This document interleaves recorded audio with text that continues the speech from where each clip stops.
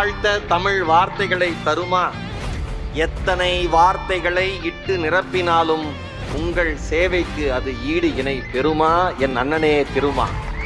வனத்தில் இருக்கிற சிறுத்தை உணவில்லாமல் 5 to 6 நாட்கள் உயிர் வாழும்.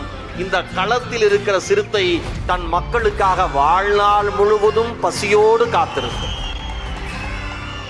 எனக்கு தெரிஞ்சு முதல் முறையா உலக வரலாற்றில் ஒரு மனிதன் அடங்க மறு என்று சொன்னார். அந்த மாக்கு மேல ஒத்த கொம்பு இல்ல, ரெட்ட கொம்போட நாமெல்லாம் இருக்கணும். அதனால சுழிச்சு விட்டாரு. அடுத்தது அத்து மீறுனர்.